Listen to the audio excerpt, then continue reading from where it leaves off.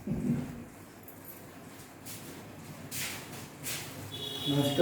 स्वागत है आपका आपके के अपने YouTube चैनल यूपीएस लखीमपुर में।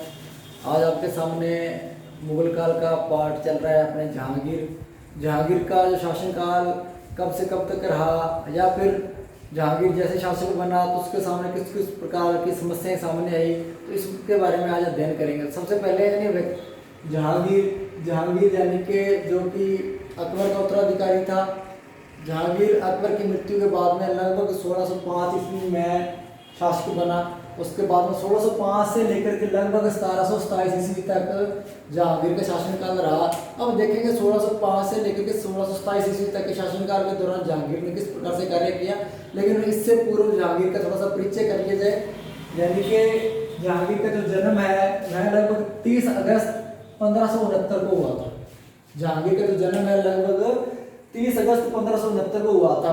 कहा जाता है कि जहांगीर के यानी कि पैदा होने की जो स्टोरी है काफ़ी इंटरेस्टिंग स्टोरी है। कहा जाता है कि अकबर के काफ़ी वर्षों तक कोई संतान नहीं हुई थी, इसलिए उसने यानी कि जो सूफी संत थे शेख सलीम चिश्ती उनकी जियारत की काफ़ी एक बार पैदल जा करके, और आखिर में यानी कि जा करके अकबर को पुत्र की प्राप्ति होती है, और उस पुत्र का नाम है सूफी संत शेख सलीम चिश्ती के नाम पर सलीम रख देता है, जो आगे जाकर के जहांगीर के नाम से मुगल शासक बनता है। यानी कि सलीम का जन्म फतेहपुर सीकरी के यानी कि जो शेख सलीम चिश्ती थे उनके आशीर्वाद से होता है, इसलिए इसका नाम सलीम पड़ गया। इसमें सलीम ने जब अपनी यानी कि सत्ता संभाली 1605 ईस्वी में, तो सलीम ना रह करके इसने क्या नाम जब कौन सी पद धारण की, इसने यानी कि नूरुद्दीन मोहम्मद जहांगीर बादशाह गाजी, यानी कि जहांगीर यानी कि सारे जहां को धारण करने वाला जहांगीर होता है, तो इसकी उपाधि धारण करके यानी कि मुगल शासक जहांगीर 1605 में शासक बन गया। अब बात करें इसके पिता की, तो जहांगीर के पिता का नाम अकबर था, आपको पता ही है, और माता का नाम यानी कि हरखा बाई, जिससे बाद में यानी उपाधि दी गई थी मरियम अज़ जजमानी की हरखा बाई को उपाधि दी गई थी। हरखा बाई की औलाद का नाम सलीम था, और आगे चल कर जहांगीर के नाम से दिल्ली के अंदर यहाँ पर मुगल बादशाह बन के बैठ गया। आगे बात करें इसका राज्याभिषेक, तो 1605 ईस्वी में हुआ था, क्योंकि सन 1605 ईस्वी के अंदर ही यानी कि अकबर का निधन हुआ था। कुछ के अंदर लिखा है 24 अक्टूबर 1605 ईस्वी को जन्म हुआ था और राज्याभिषेक हुआ था, और कुछ में लिखा है कि 3 नवंबर 1605 ईस्वी को जहांगीर का राज्याभिषेक हुआ है। इसके बाद आगे हम बात करें तो इसके अंदर जो अनारकली के तथ्य हैं, अनारकली का नाम आपने काफी सुना होगा। अनारकली और जहांगीर के जो संबंध थे वो काफी चर्चित थे, और उन संबंधों को लेकर के अकबर जहांगीर से काफी ज्यादा नाराज रहा करता था।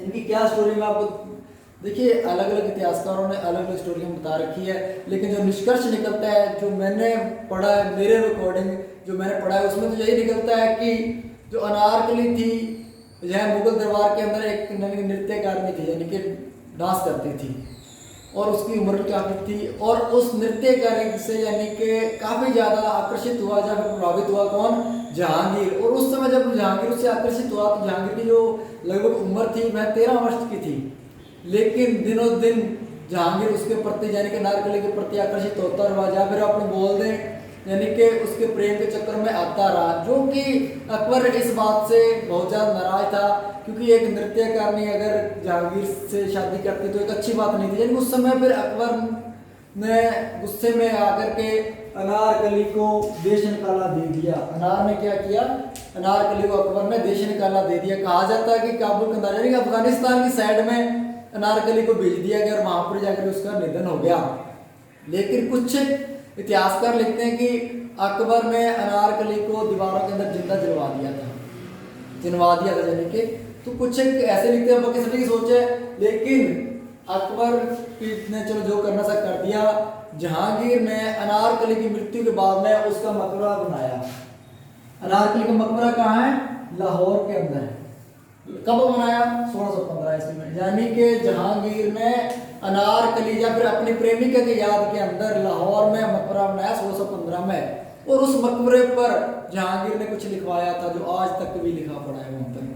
वो लिखवाया पड़ा था भी, अगर खुदा मेरे को मेरी प्रेमिका से एक दिन के लिए मिलने के लिए दे देता ना, तो मैं उसका लाख लाख शुक्र अदा करता। यानी कि मैं कोई और आखिरी ख्वाहिश ना रखता, लेकिन सिर्फ एक बार मिलना चाहिए था। यानी ऐसे कुछ लाइनें उसके प्रेम में आकर के, अनारकली के प्रेम में आकर के जहांगीर ने लिखवाई है वहां पर लाहौर में उसके मकबरे पर। तो आगे हम बात करते हैं, ये तो था अनारकली का प्रेम प्रसंग जहांगीर के साथ।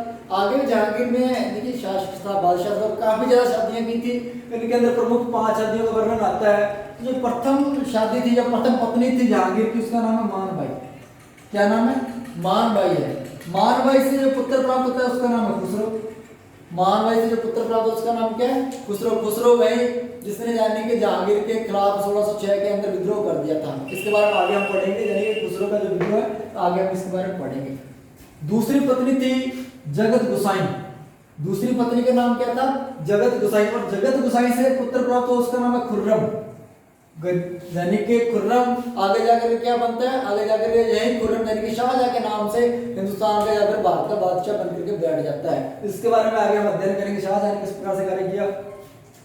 जहांगीर की तीसरी पत्नी थी रुखसाना बानो। रुखसाना बानो से पुत्र प्राप्त हो उसका नाम था शहरयार।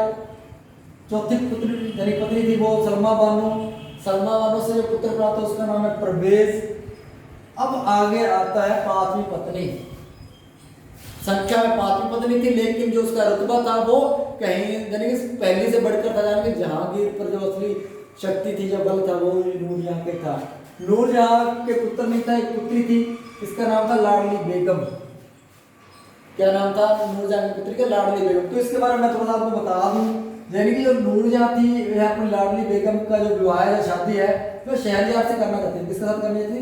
इस शहरयार के साथ लाडली बेगम की शादी करना चाहती थी। तो इसका मतलब क्या हुआ भी, जो जहांगीर के बाद में जो शासक बनेगा वो कौन बनेगा? शहरयार बनेगा।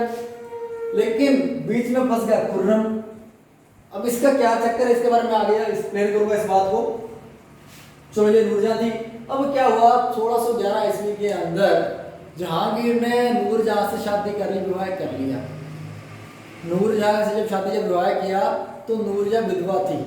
नूरजहां क्या थी? विधवा थी, क्योंकि नूरजहां के जो पति थे जो वो थे अली कुली बेग। कौन थे? नूरजहां के पति अली कुली बेग थे, जिन्हें की यानी कि जहांगीर ने शेर अफगार की उपाधि भी दी थी, क्योंकि उनकी जो नेतृत्व करने की शैली थी वो या उनका सैनिक यानी कि अच्छा था। इस कारण से जहांगीर ने आगे के अली कुली बेग को शेर अफगार की उपाधि दी थी। लेकिन शेर अफगार की मृत्यु के बाद में उसकी विधवा पत्नी यानी कि उसका जो वास्तविक नाम था नूरजहां का, वह था मेहरुनिसा। यानी कि अली कुली बेग की जो पत्नी थी मेहरुनिसा, इसके साथ जहांगीर ने शादी कर ली 1611 ईस्वी में। और इस मेहरुनिसा को आगे जाकर के उपाधि दी जहांगीर ने, क्या? नूरजहां और नूर महल। यानी कि नूर महल और नूरजहां, ये दोनों उपाधियां किसकी है? ये दोनों उपाधियां मेहरुनिसा की है। अब क्या हुआ, 1611 में मेहरुनिसा शासक बन गई और जहांगीर था जो यानी कि अपने भोगविलास या फिर मदिरा पान में, ऐशो आराम में अपना जीवन व्यतीत करने लग गया। और जो सारी सत्ता की जो चाबी थी वह किसके हाथ में आ गई?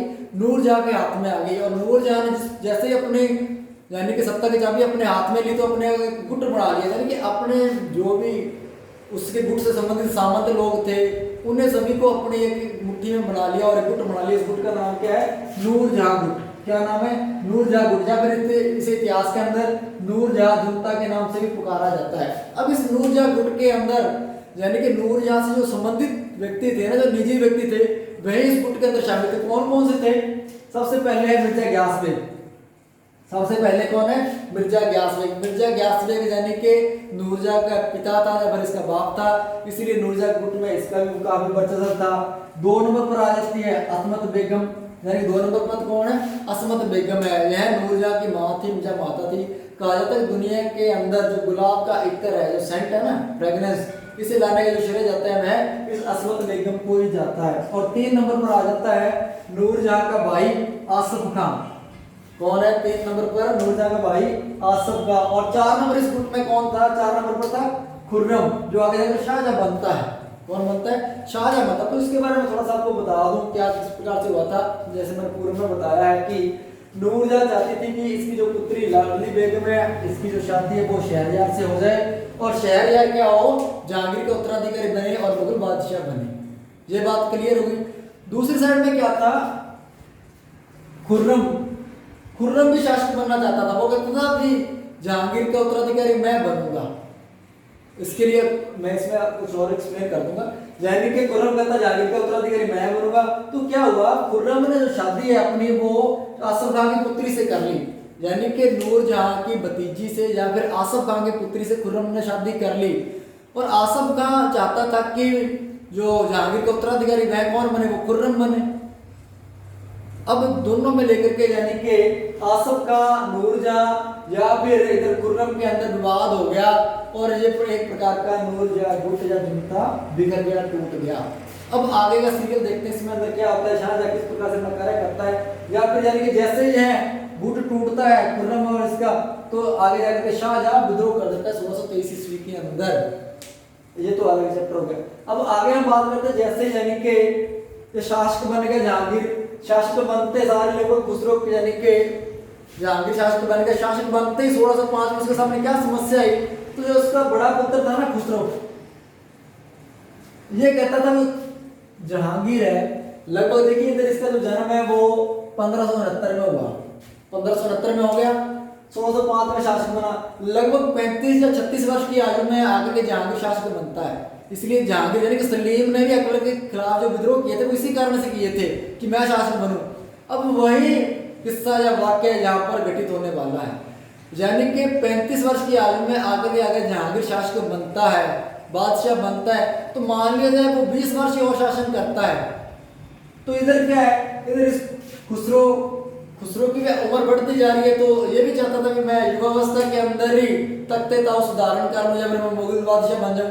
तो ये चाहता था भी जहांगीर मेरे को बादशाह बना दे और अपने आप रिटायरमेंट ले ले। तो इस कारण से यानी कि खुसरो ने विद्रोह कर दिया 1606 ईस्वी के अंदर। खुसरो ने विद्रोह कब कर दिया, 1606 ईस्वी के अंदर खुसरो ने विद्रोह कर दिया। अब विद्रोह क्यों किया, तो मैंने अभी बताया दिया है। खुसरो चाहता था कि जो दिल्ली का जो बादशाह है, जो तख्त था उसका जो असली मालिक वो मैं बन जाऊं। इस कारण से उसने यानी कि खुसरो ने अपने बाप जहांगीर के खिलाफ विद्रोह कर दिया। और इस विद्रोह के बाद में भैरवबाल के मैदान में, यानी कि खुसरो के विद्रोह के बाद में भैरवबाल के मैदान के अंदर जहांगीर और खुसरो के मध्य काफी भयंकर युद्ध होता है। ये भैरवबाल जालंधर के पास ही है, यहाँ पर काफी भयंकर युद्ध होता है। और इसके अंदर यानी कि खुसरो को कैद कर लिया जाता है, कैद करके ला करके यानी कि आगरा के अंदर जेल में डाल दिया जाता है इसको, खुसरो को। लेकिन अब यहाँ पे क्या होता है, जेल में तो डाल दिया इसको, ला करके अंधा बना दिया जाता है इसको।